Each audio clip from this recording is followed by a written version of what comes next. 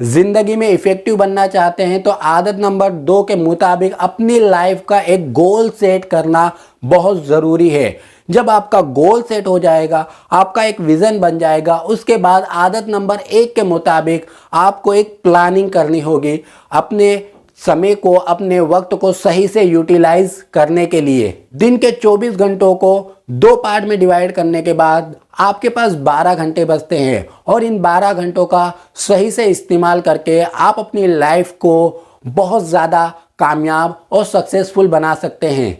अगर आप अपनी लाइफ के अंदर कामयाबी हासिल करना चाहते हैं, आदत नंबर 4 के मुताबिक आपको इम्पोर्टेंट बट नो अर्जेंट वाले क्वाड्रेंट में ही रहना होगा। ऐसे ही काम करने होंगे जो आपके विज़न के साथ, अपने गोल के साथ कनेक्ट हों और कोई भी काम आपके लिए इम्पोर्टेंट हो लेकिन अर्जेंट ना बन जाए, इसका भी खास ख्याल रखें। फॉर एग्ज़ाम्पल, लाइट बिल आने के बाद आपके पास 1 वीक है और आप इससे डिले करते जाएंगे तो ये इम्पोर्टेंट चीज़ अर्जेंट में कन्वर्ट हो जाएगी।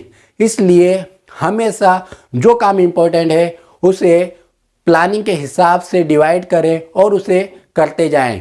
बहुत से काम ऐसे भी हो सकते हैं जो कि सडनली आपकी लाइफ में आ जाएं और अर्जेंट बन जाए, उनको भी सही से हैंडल करना आपको आना चाहिए। एवरेज इंसान लोग अपनी लाइफ के अंदर ज़्यादातर नो अर्जेंट, नो इम्पोर्टेंट और इम्पोर्टेंट बट अर्जेंट, इसी तरह से दोनों क्वाड्रेंट में ही रहते हैं, जिसकी वजह से उनकी लाइफ हमेशा कश्मकश में गुजरती है। तो इंसान ज़िंदगी में कुछ भी हासिल नहीं कर पाते, नाकामयाब रहते हैं। वो ज़्यादातर नो इम्पोर्टेंट और नो अर्जेंट वाले ही काम करते रहते हैं। ना ही उनकी ज़िंदगी तब्दील होती है, ना ही उनकी ज़िंदगी में कुछ नया ऐड होता है।